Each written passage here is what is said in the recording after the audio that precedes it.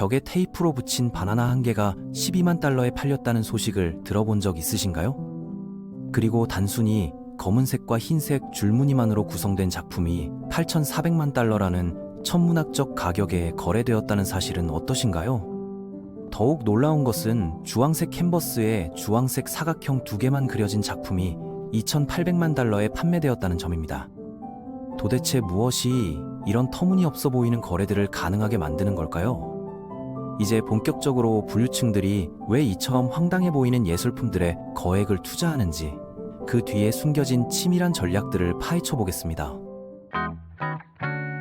첫 번째 이유는 바로 투자 수익성입니다. 예술품 투자는 생각보다 훨씬 더 수익성이 높은 분야거든요. 실제로 오늘 1만 달에 구입한 작품이 10년 후 10만 달러의 가치를 갖게 되는 경우는 결코 드물지 않습니다. 이는 무려 1000%의 수익률을 의미하죠. 장 미셸 바스키아라는 아티스트의 사례를 살펴보시죠. 많은 사람들이 그의 작품을 보고 이게 도대체 무슨 예술이야? 라고 생각했을 겁니다. 바스키아의 그림들은 아이들의 낙서처럼 보이는 무작위적인 선들과 단어들, 그리고 혼란스러운 형상들로 가득 차 있었거든요. 하지만 그의 작품 중 하나인 무제라는 작품이 2016년 경매에서 5,700만 달러가 넘는 가격에 낙찰되었습니다. 이 작품을 구입한 사람은 일본의 억만장자 유사쿠 마에자와였어요. 그런데 왜 사람들이 이런 작품에 그토록 많은 돈을 지불하는 걸까요? 예술계에서는 작품 자체의 미적 가치보다는 작가의 명성과 역사적 의미가 더 중요한 가치평가 기준이 됩니다. 바스키아의 경우 그가 신표현주의 운동의 선구자 중 한 명으로 평가받고 있거든요. 또한 작가가 세상을 떠나면 더 이상 새로운 작품이 창작되지 않기 때문에 기존 작품들의 희소성이 높아지고 수요는 계속 증가하게 됩니다. 특히 작가가 비극적인 삶을 살았다면 작품의 가치는 더욱 상승하는 경향이 있어요. 바스키아는 학교에서 퇴학당했고 불과 17세의 나이에 집에서 쫓겨나 거리에서 생활해야 했어요. 1980년대 초반 그는 단순한 거리 예술가였고 뉴욕의 벽면에 그래피티를 그리며 살아갔습니다.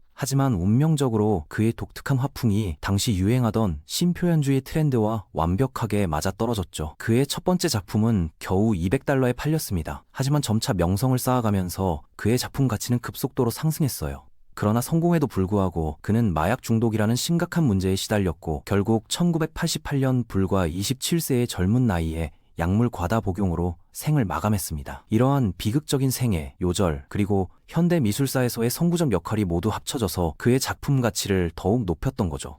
실제로 유사쿠 마에자와는 2022년에 그 작품을 8,500만 달러에 재판매했습니다. 5,700만 달에 구입해서 6년간 보관한 후 8,500만 달러에 판매한 것이니 무려 2,800만 달러의 순수익을 올린 셈이에요. 두 번째 이유는 세금 절약 전략입니다. 부유층들이 세금을 얼마나 싫어하는지는 모두가 아는 사실이죠. 구체적인 예를 들어보겠습니다. 억만장자 로버트가 2020년에 투자 목적으로 유명 작가의 작품을 300만 달러에 구입했습니다. 5년 후인 2025년 로버트는 5천만 달러의 연간 소득을 올리게 되었어요. 이 정도 소득이면 세무당국에서 약 30%에 해당하는 1,500만 달러의 세금을 요구하게 됩니다. 하지만 로버트는 이렇게 많은 세금을 내고 싶지 않았어요. 그래서 5년 전에 구입했던 그 작품을 활용하기로 결심했습니다. 전문 감정사에게 의뢰한 결과 그 작품의 현재 가치는 2천만 달러 평가되었거든요. 만약 로버트가 이 작품을 직접 판매한다면 판매 수익에 대해 28%의 양도소득세를 납부해야 하므로 560달러를 추가로 세금으로 내야 합니다. 하지만 로버트는 더 영리한 방법을 선택했어요. 그는 이 작품을 미술관에 기부하기로 했습니다. 미술관이 기부를 수락하면 로버트는 세무당국에 2천만 달러 상당의 작품을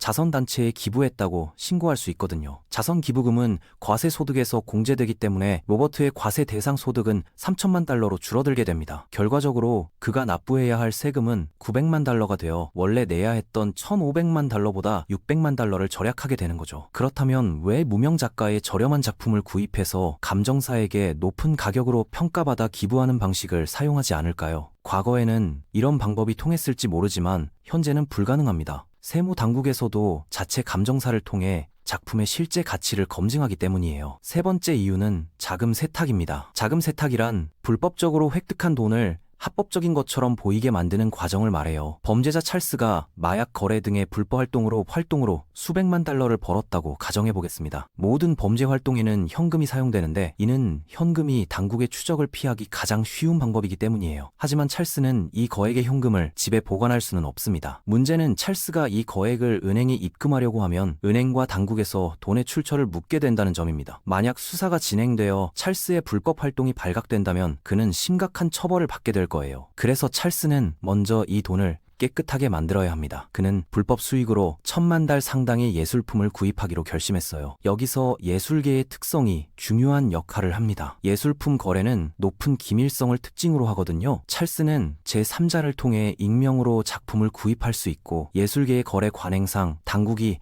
자금의 흐름을 추적하기가 매우 어려워집니다. 구입한 작품은 자유무역항에 보관됩니다. 자유무역항이란 세금이 면제되고 높은 보안과 프라이버시가 보장되는 고급 예술품 보관시설을 말해요. 가장 유명한 곳 중 하나가 스위스 제네바의 자유무역항입니다. 나중에 찰스는 적당한 구매자를 찾아 그 작품을 1,000만 달러에 판매합니다. 이제 그는 합법적인 거래를 통해 깨끗한 돈을 손에 넣게 되는 거예요. 은행에서 돈의 출처를 묻는다면 찰스는 단순히 예술품을 판매해서 얻은 수익이라고 답하면 됩니다. 네 번째 이유는 시장 조작입니다. 예술계에서의 시장 조작이란 특정 작품의 가치를 실제보다 높게 만들어 사람들을 속이는 행위를 의미합니다. 부유한 미술 수집가 톰이 갤러리 사장들 및 다른 부유한 수집가들과 네트워크를 형성하고 있어요. 이들은 비교적 무명인 작가 제인을 이용해 시장을 조작할 계획을 세웁니다. 현재 제인의 작품은 개당 약 1만 달러 정도의 가치를 갖고 있어요. 톰과 그의 동료들은 각자 5만 달러씩 투자해서 총 20만 달러의 자금으로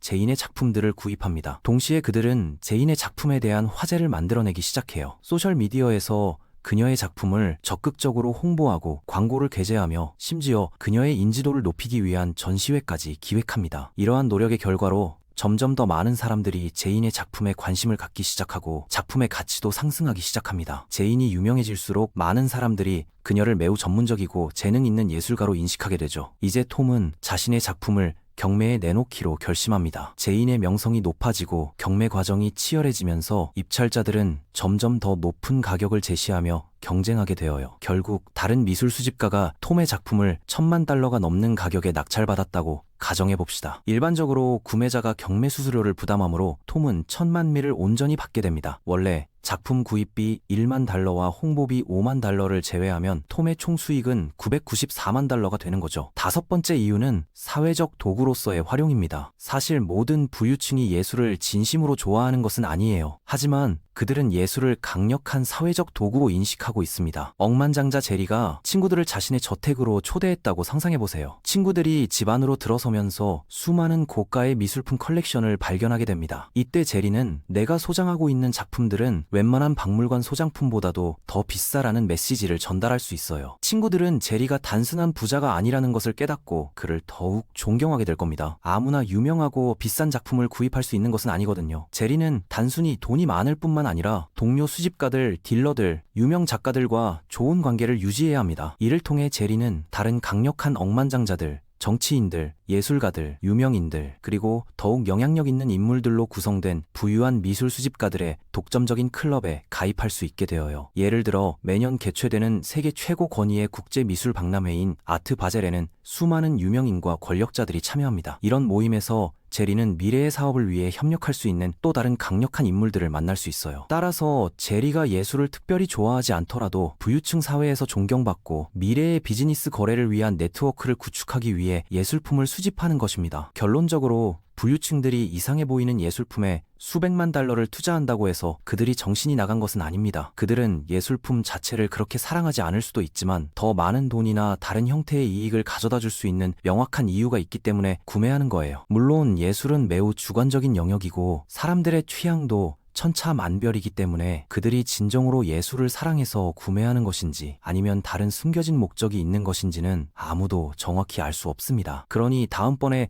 벽에 붙인 바나나가 수백만 달러에 팔린다는 소식을 들으시게 되면 기억해주세요. 그것은 단순히 예술에 관한 이야기가 아닙니다. 핵심은 그 예술품을 어떻게 전략적으로 활용할 수 있느냐에 있는 것이거든요.